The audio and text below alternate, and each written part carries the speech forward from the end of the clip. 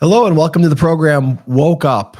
And today is we have on our show an author who wrote a fascinating book, and he's got his own publishing company. And his thoughts and the way he analyzes the sociological condition of America, some of the things within the culture wars, are a viewpoint that you don't hear on mainstream media, you don't hear on social media, you don't hear among the liberal elites. He's got a fresh perspective on a lot of the sociological things that are plaguing our society, and in particular the Black community. And he provides solutions, and he just has a wonderful perspective.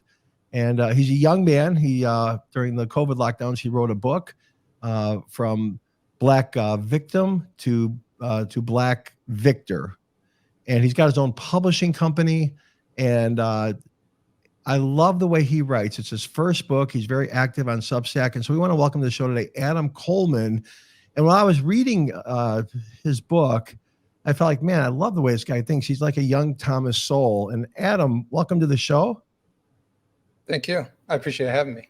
Yeah. And you're in your 30s, but as you know, Thomas Sowell didn't start writing until his mid 40s, and look what he did. And I just want to encourage you, my brother, my friend, that you're an excellent writer. You have wonderful perspectives, and I want to encourage you to write a lot of books, because I think your voice is very needed in our society today. Thank you. I appreciate you saying that. I'm actually working on my second book, although I haven't written anything in a couple months. Actually, no, probably like a month or so. But I'm going on vacation next week, and I'm going to be away for 2 weeks. And part of my vacation would be to finally have everything escape my head and just kind of sit down and write for fun, and chip away at the second book, which will be strictly about fatherlessness. Oh, I love that. That was the theme of your book, as we hear from the top down, from media, social media, academia, that the main problem in the African-American culture and some of the sociological problems, or crime or unemployment or economic disparity, is all about racism and systemic racism and white privilege to hold the Black man down. And you kind of invert that hypothesis. And so, Adam, I'd like you to just turn it over to you. Like, what's your viewpoint on that? And then what was going on within you to take the time? As you know, it takes almost a year to write a book, and you wrote significantly and substantively, and you bring facts and data. What was your motivation? And I'd like for you to begin to share some of your perspectives. Sure. My motivation was to be heard, because for the first time in my life, it felt like I wasn't allowed to say certain things. And I'm one of those people where if you tell me I'm not allowed to do something, it makes me want to do it more. So prior to writing my book, I had no public presence. Most of the people around me really didn't know my political positions or anything like that. I mainly kept it to myself, and I had no problem doing that. But it wasn't until the media and the general environment felt like if you do express how you feel, you'll be reprimanded, or you're not allowed to say certain things. You're not allowed to say certain things that are true, even if they're uncomfortable. And that's what kind of led me down the path of finding my voice, especially during George Floyd. I just saw what it felt like a nation having a panic attack. And I wondered, am I the only one who thinks this is vastly overblown? Like it's a tragic situation, but to extrapolate that into being George Floyd is all of us, it just felt ridiculous. As someone who's lived in multiple areas, lived in multiple states, around people of all backgrounds, I'm like, this isn't my reality. And to be honest with you, it's not a lot of people's reality who are Black, even though they like to pretend it is. So I think that my motivation was to say something about it. I didn't like the manipulation that was happening from the media. And at the same time, there were people that I generally agreed with that I didn't agree with them 100%. And if anybody was going to say how I feel, it's going to be me. So I ended up writing on some free speech forums, and they encouraged me to write more. And I always wanted to try and write a book. I just didn't have a topic to write about. And I said, you know what? I think this is it. And I'm not a trained writer. I never did it professionally. I didn't even go to college. I went to tech school. My background was in IT.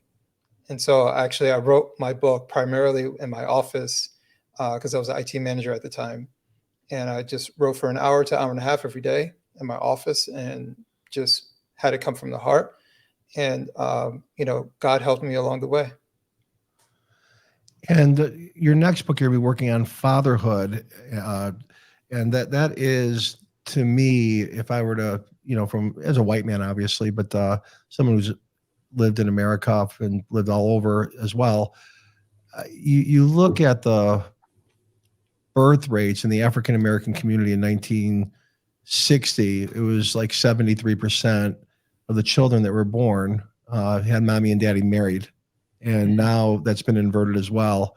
And there's 72% or so of the African American children that are born don't have mommy and daddy married. And so I think you're onto something, that the weakening of the family and what's happened, and it's happening in the white community, but not to the extent in the Hispanic community of children being born without mommy and daddy married. But what maybe you could talk a little bit about your past as well as your perspectives on the importance of fatherhood and the father's role in terms of the emotional and psychological and disciplined development of a child, and what these consequences have been, in particular in the African American community, and maybe from your own experience. Sure. I mean, my background is that my father wasn't really in my life. I knew who he was. I know a lot of people don't even know who their fathers are. I know who he was. I would see him randomly and seldomly. I would get maybe a phone call a year. Um, After the age of 5, we moved away from Detroit. He lived in Detroit. So I understand like not being able to see your father every day because you live farther away. But it's deeper than not being able to see your father every day. It's your father doesn't care. Um, and I think that was actually the situation that I struggled with the most growing up, is that I didn't hear from my father, not because he couldn't call, or not because he lives far away. I didn't hear from him because he didn't try. And I think that is a dynamic that a lot of young men are dealing with, and young women are dealing with as well. And it impacts us. It impacts us differently. But my story.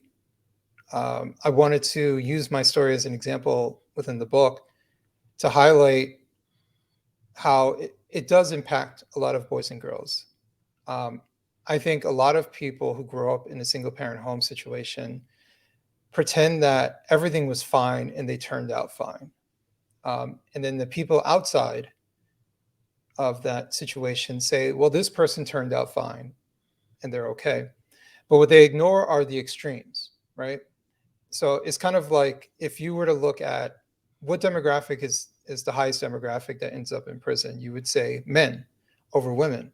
But it doesn't mean that all men are violent criminals or would end up in jail. But it means that on the fringes of the extremes, right? Men are more violent, and so the fringes are going to be even higher than women are. So what we're seeing is, back to like the prison inmates, drug abuse, the list goes on, all the negative things that we're concerned about in our society. On the fringes are the children of broken homes, the children who grew up without their fathers, in uncomfortable and unfortunate situations. This wasn't my story, but I've talked to people who grew up in single parent homes and were molested by their stepfather, by the mom's boyfriend, by a family member. Why? Because there wasn't that man in the house to help protect them. I've heard it from words from child molesters who are open about it. They look for children who are vulnerable. They look for children in single parent homes. They're the most vulnerable children. Statistics back this up. I mean, I could go through a whole bunch of statistics and areas. Even just basic childhood development talks about what living environment is the most beneficial for children. So I try to talk about the dynamics of kids and their vulnerabilities. I didn't have the worst situation in the world. I wasn't molested, thankfully. I didn't experience extreme abuse, but what I did experience was neglect, which is a form of abuse. What I did experience was feeling lost in the world, where a lot of young men feel lost in the world.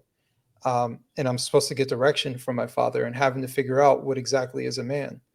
I think these are valid enough concerns.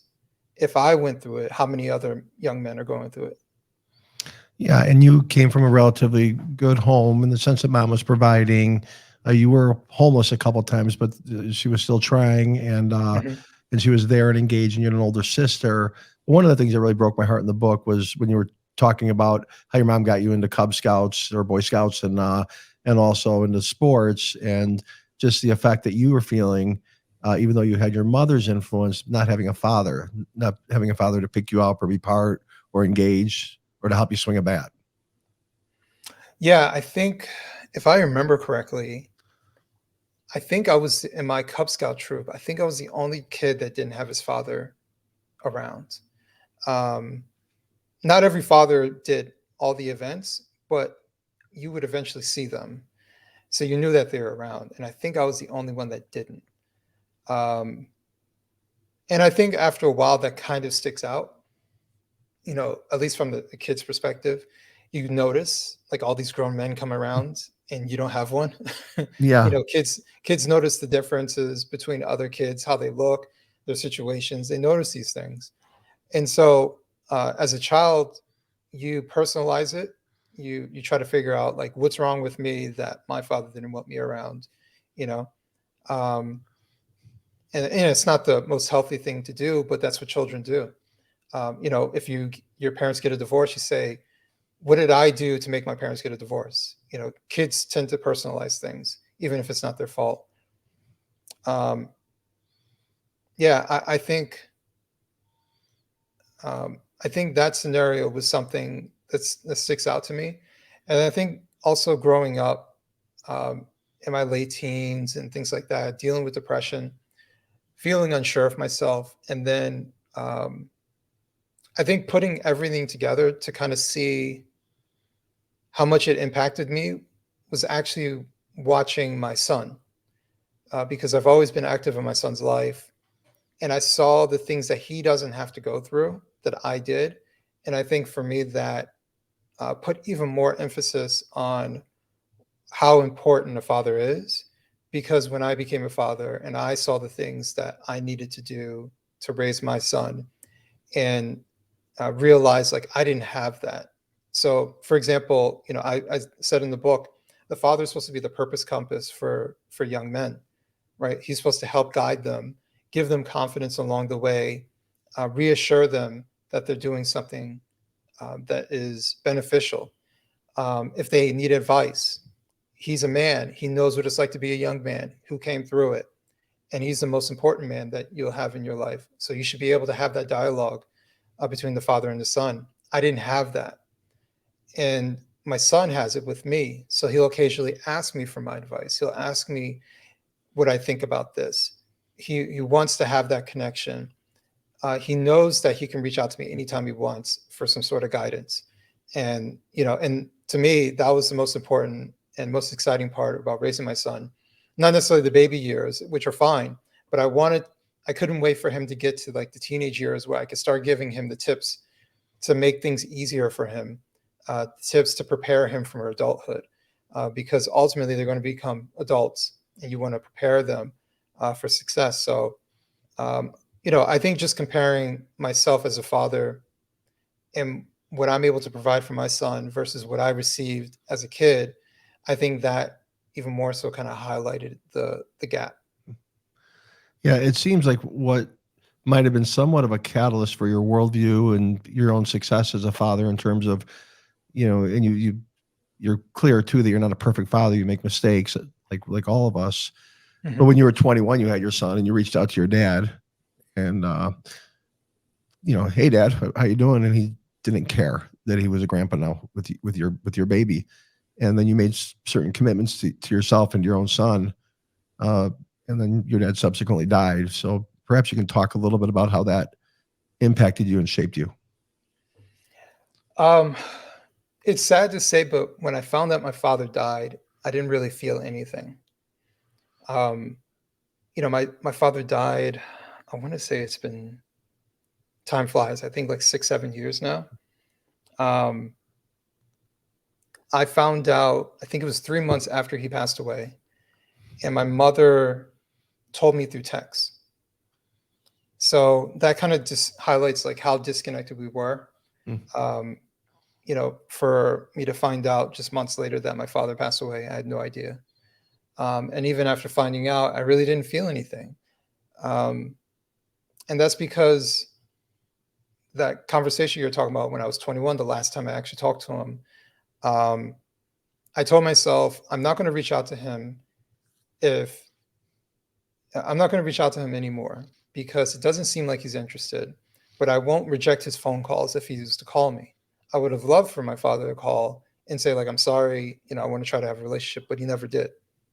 So you can't ignore calls from someone who's not trying to call you. Um, and I had a conversation with a coworker of mine, talking to him about my situation. And he said, if your father passes away, are you going to be okay with your decision? And I said, yes, because I'm not the one who's ignoring, right? He's ignoring me. He's not trying. And he hasn't tried throughout my entire life. So, I think that was the dynamic between myself and my father. Um, just trying to understand the circumstance, understand where our relationship actually is, if we are supposed to have a relationship, is there a relationship? And I think as I got older, I just concluded that there is no relationship there. And it's not because I don't want it, it's because he's not trying. My mom's not trying to prevent him. You hear stories, the mother's trying to stop the father from seeing the kids. I was an adult and I called him and it sounded like I was bothering him, you know. Um, Granted, I called he had a business. I called his job, but he's the boss. It's his business, so he can stop what he's doing to talk to his son. But it was uncomfortable because it was just like it felt like the tone I got was like, "What do you want?" or "What are you looking for?" kind of tone, and and just disinterested. So that's when I kind of just made that decision for myself.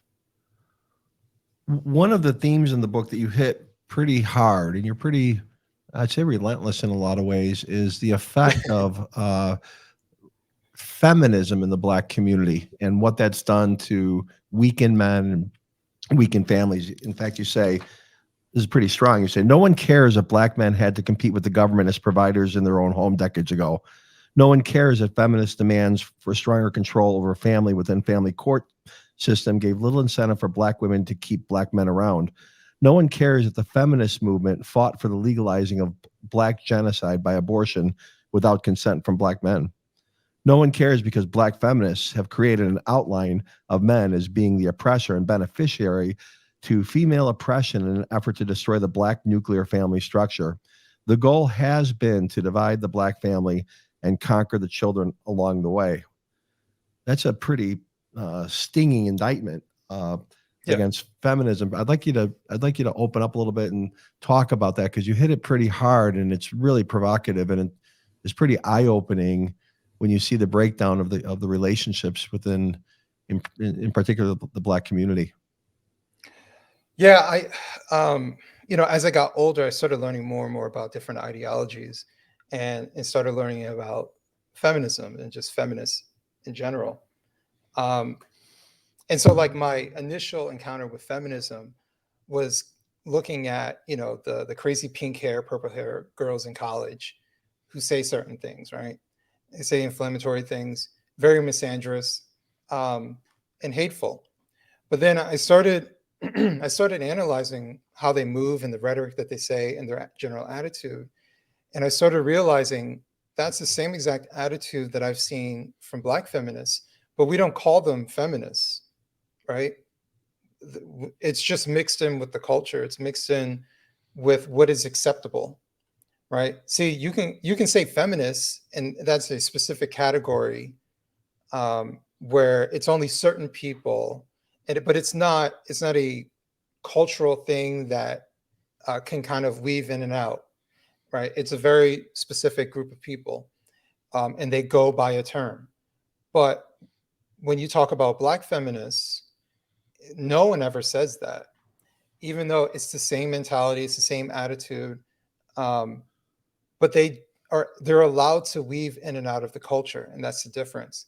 So they don't ever have to paint themselves as a feminist, right? They just do it, and then that gets molded into that's what Black women are like, or that's what Black women are allowed to be like. They're allowed to be openly misandrous. They're allowed to say, I don't need a man. Misandrous, just to be clear, that means that you irrationally or just have a contempt for men. Like misogynist is men that hate women, but misandrous is females that hate men. Is that the definition you're operating out of? Yes, exactly. Okay. Exactly. They're allowed to say, all men are dogs, all men are this, men are that. They're allowed to say these things. There are no repercussions they'll ever suffer. Now, neither misandry or misogyny is good, but from a standpoint of, if a man was to say the equivalent, then he would be chastised, he'd be ridiculed. If a man was to even question certain things, he would be accused of being misogynist. He would be accused of these things. But the other way around, it doesn't happen. And so I realized that the people who have the most power, you can't criticize them. That's how you can know that someone has the most power in society. And I think I outlined this in the book, but we talk about the patriarchy, but actually the Black community in America is much of a matriarchy. Like the Black women control everything, right? They control birth, right? All women control birth, but they especially control birth because they have the option of abortion, and they don't need permission from men to do so. Many of them exercise this. We have the family court system that they can use to weaponize against men. We have the marriage system, which can be used if they want to. And they're allowed to have that animosity, and the state backs them up. But outside of like using the government to enforce these things, it's a general dismissal of men that they have, and most of their interactions are going to be with Black men, and that's what it turns out to be. But it's a general dismissal of men, general downgrading of importance of men, and that translates into a general dismissal of fathers, right? If you don't need a man, right, I can do bad by myself. I make my own money, right? So when you say I make my own money, that reduces men to just being income earners, right? We provide nothing else to a family besides making money, right? And that's insulting. If I said women only provide, giving birth, and I make enough money, I could take care of the kids from there, you'd be reducing women to being just, popping out babies. But we don't say the same thing when women have this very attitude and say these very things, right? They can do artificial insemination, and no one cares, right? No one says, well, actually, I don't know if that's the best thing for the kid, because the kid needs both their parents. No, it's what they want. They can create life absent of the man being involved, and there's nothing you can do about it. And if you dare question it or chastise them for it, then you're a misogynist. So these are very much so feminist rhetoric that's happening within our society. We're not allowed to question these things. We're not allowed to second guess people who are doing things that objectively are negative, statistically are negative. We're not allowed to criticize the misandrous behavior, the misandrous rhetoric. You can put it into songs, you can sing about it, right? You can do these things. Now, granted, there is some misogynistic lyrics that happen, and those things exist. I think the difference is that, well, that goes into a whole different area. I was going to say there's a racial component to it, and a financial component to that, why misogynistic lyrics are allowed. But I think that ultimately, outside of music and entertainment, I think the feminist mindset is alive and well in the minds of many Black women, not all Black women, but many of them. They don't see themselves as feminists, even though they sound exactly like the pink, purple hair feminists on college campuses. Yeah, it's and also the economic structure, since we've implemented the Great Society, where if you're below the poverty line, then you get the section, Section 8 housing, or you get the discounted government subsidized rent, and then there's a little bit of welfare involved, and there's some economic incentives, which I think works against both the male and female. Instead of coming together and fighting like hell for your family and your baby and your marriage covenant, that agreement, and discovering life together and working together, it almost de-incentivizes men in a way. Well, you know, my kid's going to be provided for, and my wife's going to get some money, and I don't have to be there and go through this, or the wife doesn't have to deal with the relationship, and almost functions in a way to break apart the family. And you see that by the demographic, that the stats that our government keeps in the transition from children being born without mommy and daddy married, you know, all over the place. And you write a really powerful sentence here. You said the greatest privilege in America is not being white, but having a healthy mother and father in the home. I didn't know if you want to elaborate on that at all, and I think you kind of have, but if you had anything else to say about that, because you're very strong on the family and the need for fatherhood, and the sociological or the psychological and development of children, and I think you're onto something, more so than systemic racism that everybody trumpets and somehow feels better about themselves by virtue signaling without doing anything. Yeah. You know, what's interesting to me, you mentioned back in the 1960s, Black Americans had a strong family unit. And that was in the face of objectively systemic racism that was happening in parts of America, right? Where America needed a cultural shift, where the government was allowed to oppress people of different demographics, actually oppress Black people and non-Black people as well. Because I think a society that is divided is equally oppressed.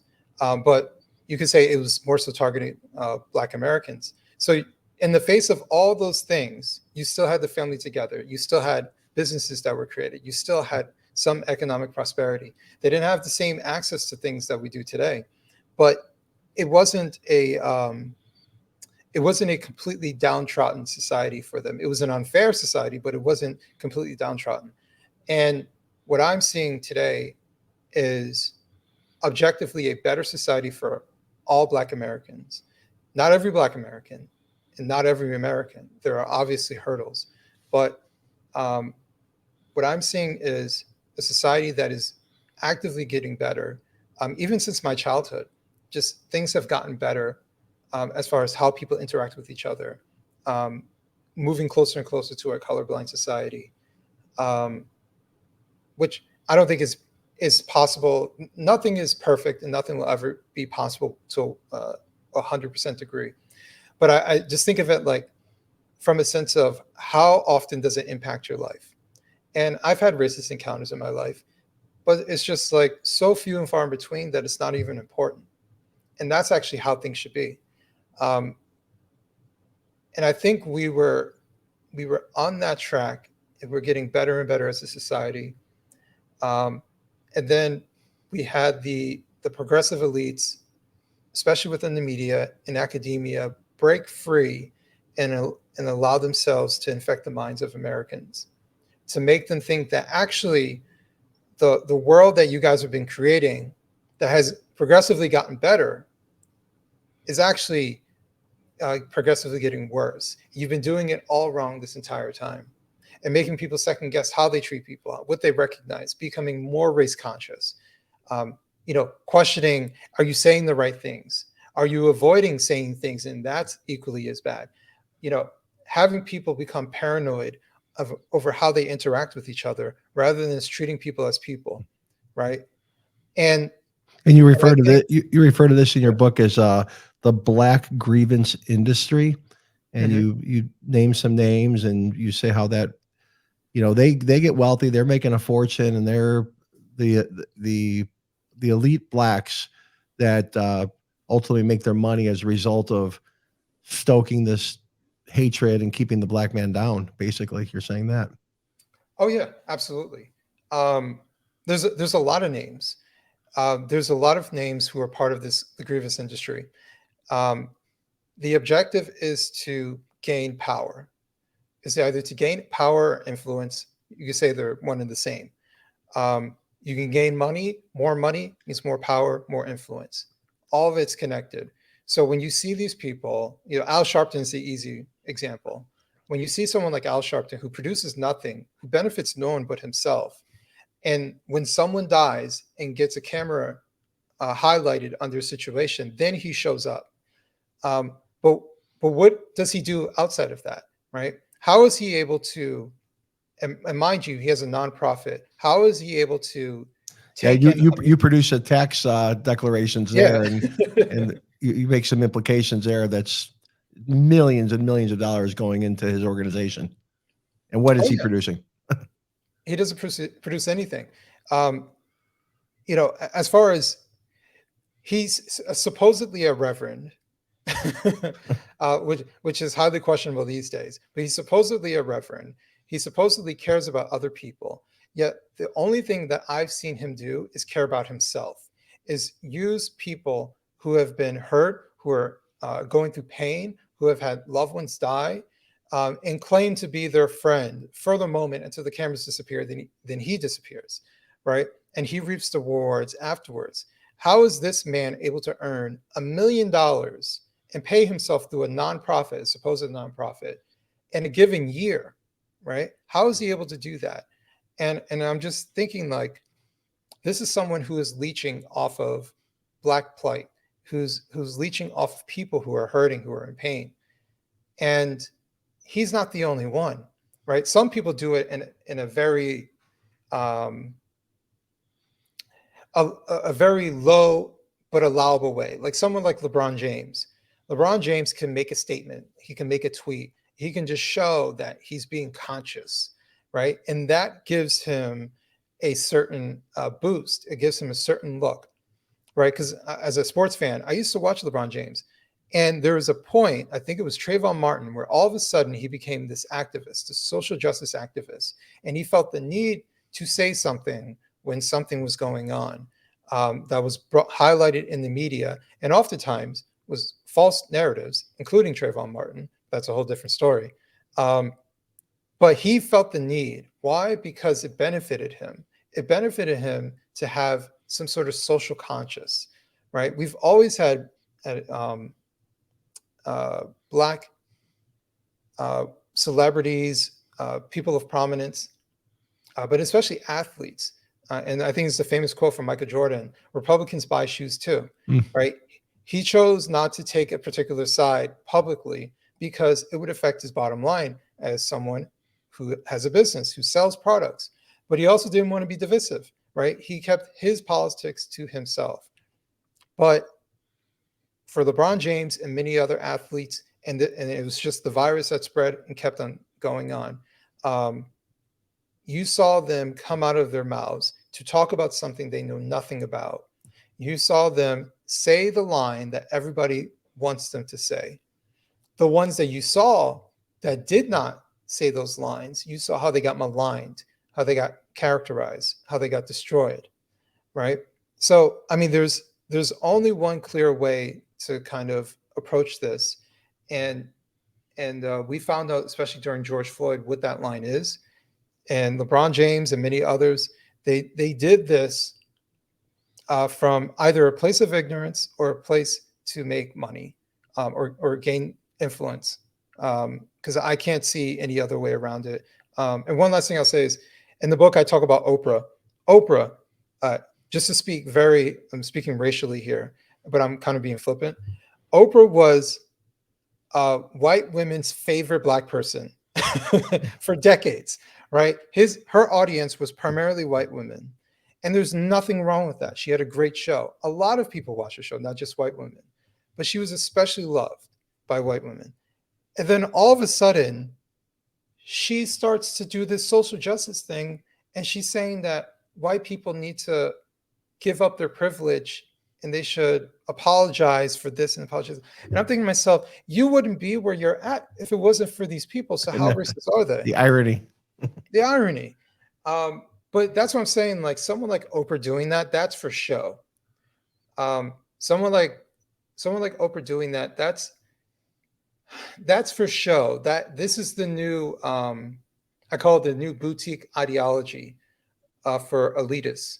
It's to take on progressivism, flaunt it to the public to make themselves seem like the good person, and no one will ever question why they have so much money or what are they doing with their money. How much influence do they really have in our society? Why are they donating money to these politicians? What are they advocating for? No, no, no. I'm here for social justice. I want everybody to do well. And so that's what they do. Are you familiar with an author named Manning Johnson? Have you heard of him before? Manny, is that a guy who, like, from a long time ago, like from like the 1950s? That's right. Yeah, he wrote in the 50s. Yeah. He wrote a book, Color, Communism, and Common Sense. And he was a I haven't former. read it, but I've heard of him. Oh, you should read it. I highly recommend it. Jason Whitaker, who was on the show, he's got the program Woke Up, Dear. I got the program Woke Up. It's Dear Woke Christian, and just like, hey, we've been lied to here, with this critical social justice, and he says a lot of the tactics that are used today that by the elite, the is we're referring to here, the black elite, are right out of the communist playbook, and what they used to do, what the Russians were doing to infiltrate, because they recognized that there was a source of vulnerability culturally in the whole cultural Marxism with the oppressor oppressed victim dialectic.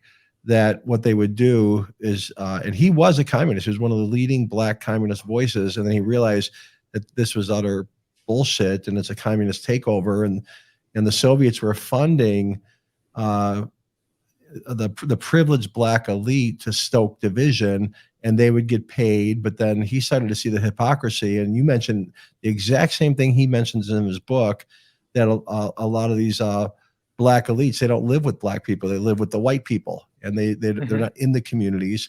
And he says the same thing. He says the exact same thing, that the communists would give them enough money to live not in the black communities, but to act like they were representing and the voice of the blacks. And the entire thing was to manipulate. It was psychological manipulation for the entire goal to sow seeds of division, resentment, and hate. And so, yeah, I'd recommend that book. It's an easy read. It's probably like 75 pages. But I felt like what he was saying, or what you are saying in your book, parallels, and what he said, 70 years ago. Anyway, I was kind of struck by some of the things that you're saying in that. I think it was when I was doing research for the book, I came across, I think there was like a YouTube channel that I came across that had the audio version of his book, and I listened to some of it. But yeah, no, he's spot on. And it looks a little bit different, but it's about the same playbook. I think it's crazy how history just repeats itself. We're facing the same problems, use the same people as pawns to gain the same type of power and leverage in the society. I think the only difference is that we now live in the information age, right? And we can find out if things are true or not if we're willing to, very, very quickly. Even in my lifetime, if you wanted to find out certain information, you had to have an encyclopedia in your house. You had to go to the library, right? And they don't have everything, but now you can find all types of information. You can talk to the source themselves, right? There's been the times I've written articles and I talk to the actual people that I'm about to write about. So, these things now exist with mass communication, and it's hard it's easier to spread a narrative, but it's also easier to counter a narrative. Even down to book publishing. My book is self-published, whereas years ago, this would be nearly impossible for me to do. So it's stuff like this that technology is allowing us to push back against false narratives, to push back against communistic tactics. Even just having social media where you can highlight, like I actually wrote something today talking about how some people on the anti-woke side are falling for leftist traps, and they're becoming the very people that they criticize. And I'm able to give that message out in a quick manner, whereas years ago, I would need access to a publication, access to a publication that would even write something about it. Likely not, and basically write it in my diary and complain about, and someone one day reads it. So, so it's a lot different these days. Yeah.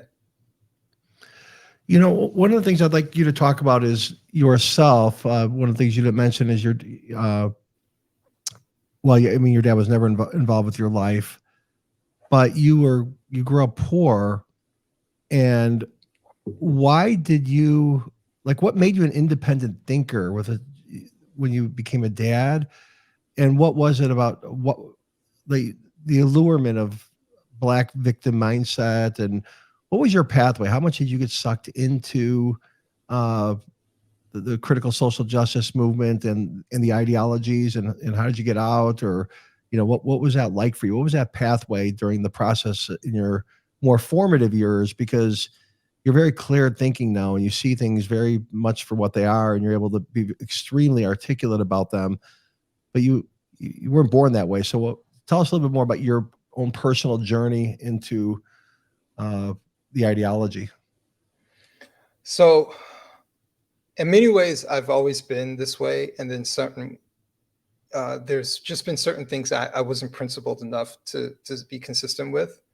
That's the best way of me trying to put it. So I remember when I was very young, someone in my life told me, you can't trust white people. Right. And I remember my immediate thought, even I was very young at the time, my immediate thought was, how does that make sense? Because our family member is Black and they did this to us. That's bad. Right. So should I not trust them? Like, that doesn't make any sense. And on top of that, at the time we lived in a majority white neighborhood. My friends are white. Their parents are white. Most of them are nice to me. I would say, if not all of them were nice to me. I didn't really have any issues racially in school, or at least any way that I felt that was inappropriate or unfortunate. And I was just like, doesn't make any sense. If white people are so terrible, why do I live here? Why are my friends fine? Like, just clear things that just like a little bit of thought would kind of disprove, like, that doesn't make a whole lot of sense. So I've always kind of been that way. But I would say I had a really expansive way of looking at myself over the last 4 or 5 years, especially, where I went through, I would say like 2016, man, was it 2016? Time flies. COVID ruins everything. I was like, man, that was a while ago. Yeah, I think it was about 2016. I started traveling. I started solo traveling. And after my first trip, it was bouncing around Europe for 2 weeks. I came back and I realized how relaxed I was. But it wasn't like a relax, like you just sat on the beach all week or something like that. It was a relax, like you feel settled with yourself. It's because I realized I had so much social anxiety, but you don't realize how bad it is until it's gone. It's one of those things. That social anxiety is linked to my self-esteem, my lack of self-esteem, which is something that I struggled with my entire life. I would personally link it to my lack of having a father in my life, and always questioning if I'm doing things right, because I didn't have anybody to reassure me that I'm doing things right, or another man to help me to reassure that I'm being a man properly, or I'm approaching things properly. But once I got rid of that, my entire life changed, because one, I started having a wider perspective. So a lot of the things I talk about with people, I realize a lot of Americans are insulated, right? They don't really travel outside the country. They don't really talk to a lot of people outside the country. And honestly, they don't talk to a lot of immigrants within the country. Like, they might talk to them, but they don't really talk to them, ask them questions about where they come from, what they experience, what it's like. And they'll tell you the honest truth because they left, and they left for a reason. So why did they leave the place that they're born? And that's a very daunting task, to leave your homeland. So, I just started traveling more, started meeting people. One of the things I actually wrote about in my Substack was meeting a man named 𝗪𝗧, who is from Manchester, but he was living in Madrid, and I met him at a pub, and we kept in contact. And we never talked politics until like a number of weeks afterwards.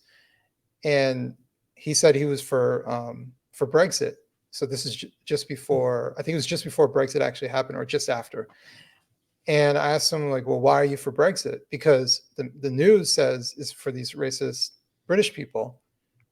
And he said, I believe verbatim, the United States would never allow an outside governing body to tell it what to do. And I said, that makes a whole lot of sense.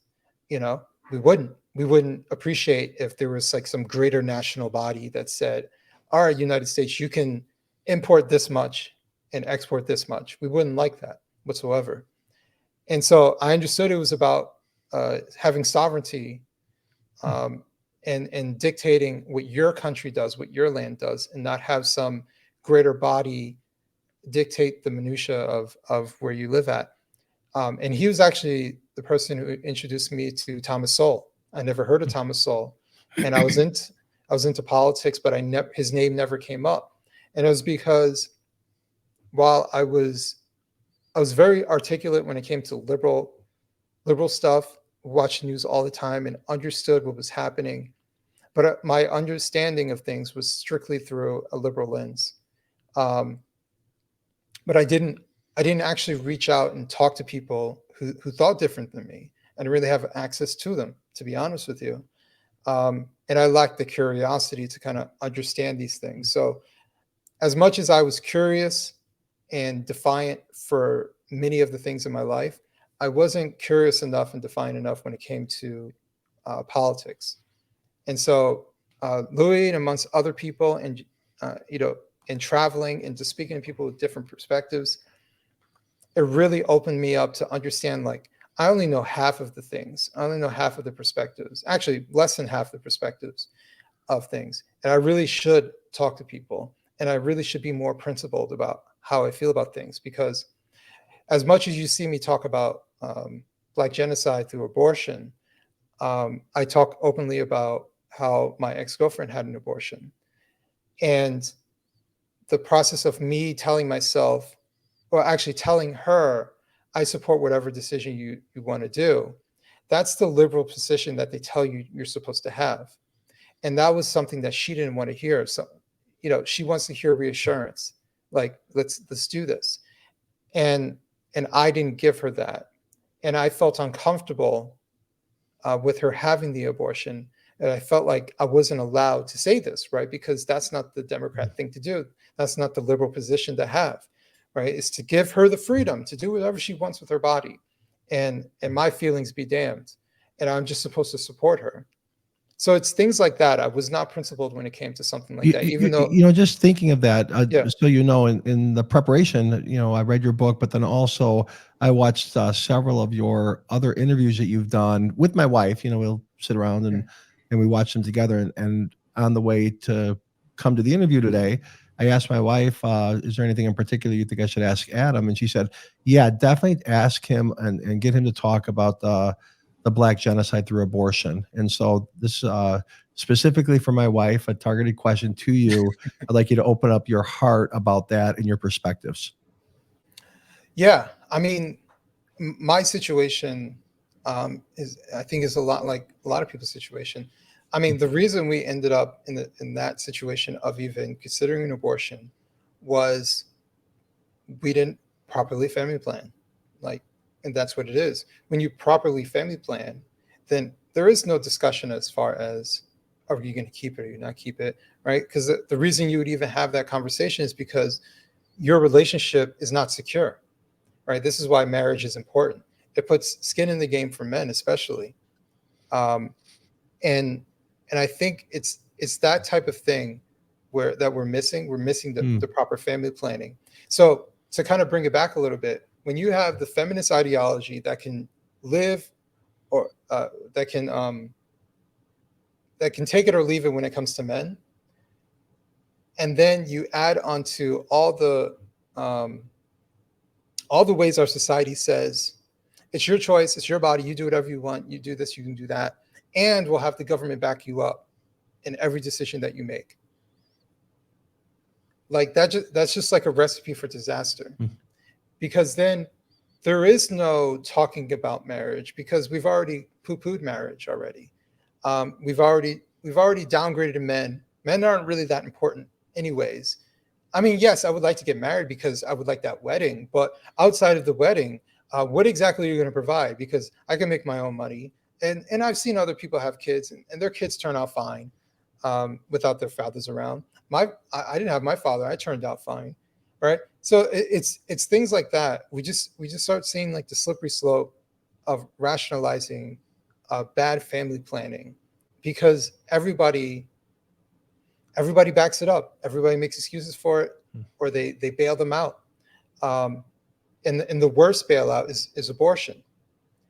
And I think that is ultimately what's happening. We aren't having these discussions. We've crapped all over marriage, right? I was just telling a friend the other day, we tend to see that 50% of marriages end in divorce, not 50% of marriages stay or successful and the people stay married. You know, as much as we talk about wealthy people, no one ever looks at how wealthy people move so they can understand how to become economically successful.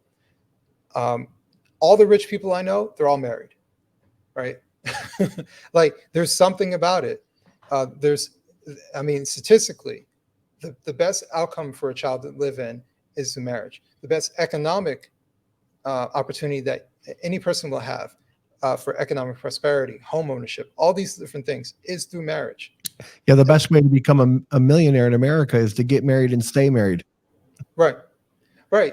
And then when you understand these things, you clearly do, and then you hear from someone who says, don't get married, you have to ask yourself, why would they be saying that? Could it be just out of ignorance? Could it be out of fear? Or could it be that it's something dogmatic to make sure people don't progress? And I just wonder, that's why I kind of talk about the feminist ideology from mainstream feminists infecting the minds of many Black women to tell them this narrative and to have them think about themselves only, and to say that, you know what, that guy is optional.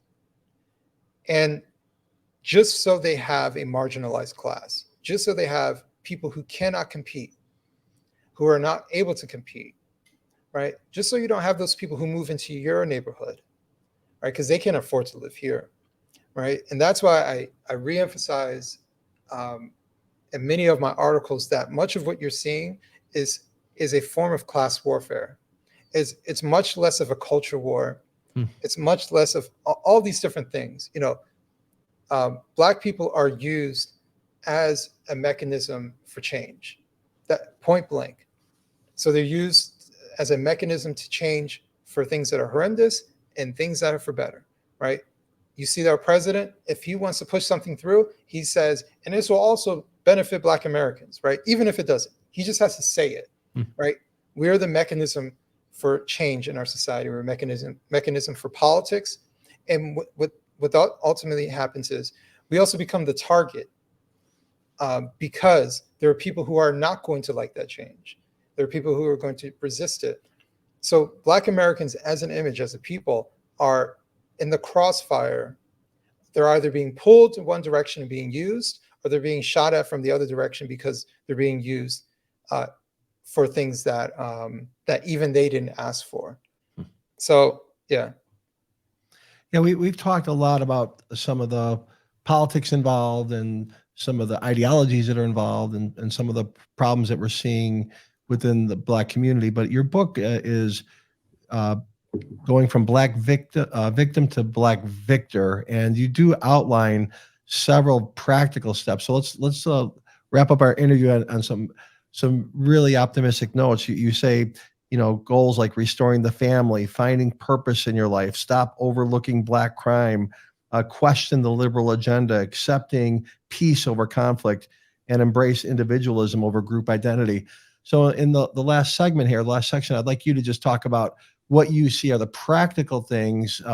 If you were the winner of the debate in the Republican Party, and then you beat Biden, and you're now the president of the United States, what would be some of the things that you'd look to have for policy from a political standpoint, but also in the ethos within the Black community that you touch on in your book, that you think would be extremely helpful to overcome fatherlessness as well as poverty and some of the things that are currently part of the Black community right now? Adam, what would you do if you were the president of the United States or the Pope of the United States? So the number one thing, and I kind of said this before, but the number one thing that anybody could do, if you want to, and I've emphasized this with my son as well, multiple times. He knows this, he understands this, and I told him to move in this direction. You have to follow the order.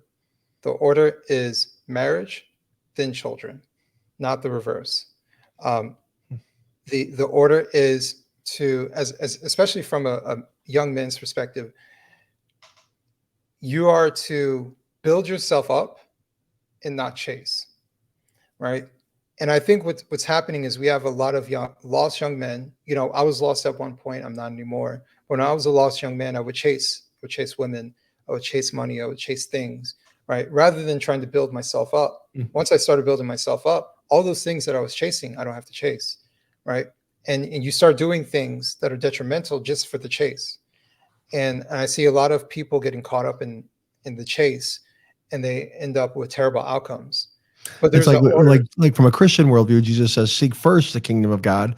Adam's saying, "Seek first to build yourself up," and then Jesus says, "And all these other things will be added to you." And it's kind of exactly what you're saying. Look, strengthen your inner man, build up your character, and the rest of it's going to happen. You don't have to go chasing after it. Exactly. Become a better person. Every day is an opportunity for you to be a better person. And I think I'm kind of linking that to the family planning aspect, because I think a lot of young men are chasing something. They're chasing women. They're chasing affection. They're chasing validity, right? Conquering that woman makes them a bigger man, a better man in their head, and it doesn't, right? Any idiot can get laid from some random woman. But what's difficult is to find someone who is on the same wavelength as you, find someone who's of substance, find someone who's of character, right? That is actually something that is far more difficult, but it's far more beneficial to any man's life. And oftentimes that doesn't happen because you were chasing. That happens because you have become something that is worthy of that type of person. So well said. So good. Yeah. You sound like Jordan Peterson here now. I mean, I'll speak for myself. I'm recently married. We're about to celebrate our 2-year anniversary next month. Congratulations. Thank you. And as much, I mess with my wife a lot. We joke around a lot, but I know that, if I don't even want to say this, but if things were not to work out with her, then it wouldn't work out with anybody, right? She's the perfect person for me. And I understand that. And I appreciate that about her. But I try to tell her, because she's like, "Why didn't I meet you sooner?" And I tell her all the time that you wouldn't have liked the person that I was before. Not that I was a terrible human being, but I wasn't the man I am today. Beautiful. Right. And it's humble. Yeah, it's the truth. And she's helped me to become a better person as well. Like that book that you were talking about, she helped me edit the book. I would send her chapters of my book every day, right? And we would talk about it. You know, we had so much dialogue. She supports me in everything that I do. And that's something that is difficult to find. That's something that's worth having, and that's someone that's worth marrying. And I think more men need to kind of talk about these things. I think there needs to be more men to highlight the benefits of marriage, right? The economic opportunities. You know, economically, our life has gotten better because now we have two incomes. Now we can support each other, right? Now we can do certain things. I'm able to do things that I wouldn't be able to do if I was single, from an economic standpoint. So we have all of these things we're able to bring together on top of the love and support that we have for each other. And I think there are so many young men who are missing out on this because they're skeptical. All they see is the 50% of divorces, not the 50% of successful marriages. And they shy away from seeking something that could greatly benefit their life. And I think from a female aspect, they're seeing the same exact thing. And I think a lot of it comes down to young men not understanding this order, not understanding this purpose, and a lot of young women who are disappointed because the first and most important man in their life let them down. And so why would they trust any other man to do any better? And I think that is something that lingers in the minds of many women as well, and why feminism is so attractive to them, because it gives validation as to why your father was never around, your father was abusive, your father wasn't there, your father didn't support you. It's because men are like this. Men are the problem.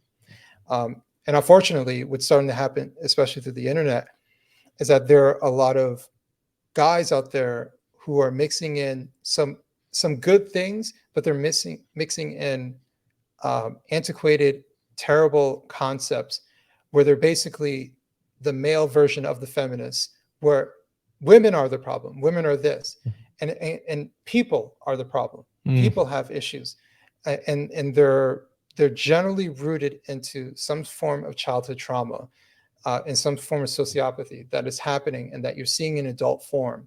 Yet we ignore that and just go to the most superficial level possible. It's because they're a man, it's because they're a woman, it's because they're black, it's because they're white. And this is the problem that we're facing. We have people who are unwilling to go any deeper than what they can see. And if they were just to take 10 minutes and think about things and go a little bit deeper, they'd realize that most of the narratives that are being spread around are false and they make no sense. And that as a country, we become a much better country if we're open enough to say that we're wrong about something. Yeah, I like what you're saying. When I was a young man, and I got married young and had kids young, and for me, it was the best thing for me because I was really wild, and then just to have that discipline of having to go to work and get the crap beat out of me every day, and then come home and play with kids, and then go to church on Sunday and start the whole thing over the next week was better for me than just chasing girls and partying and living a purposelessness life. It was just self-indulgent hedonism.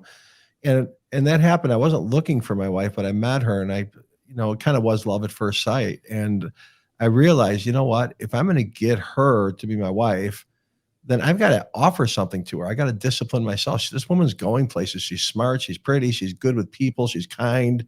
And if I'm going to get her, I have to be a better man myself. And so I think that concept of marriage, like you're sharing, and you've been vulnerable about your wife, that she's like the best thing that's happened to you. And if you can't make it with her, you're not going to make it with anybody. It's like, so I think wives make us better. And I think husbands make wives better. And we come together and make a better family. And all the statistical realities in terms of lack of drug use and alcohol abuse and incarceration and achievement academically and the amount of economic gains, it's overwhelmingly the statistics. It's better to have mom and dad together in a loving environment than someone doing it on their own. And that's not any kind of critique about someone who's not married, doesn't have that luxury or that benefit, but it's worth fighting for and fighting for our kids for. for men and women alike, white and black alike, for all of us to be the best humans we can be, to offer our lives to somebody else and help them too.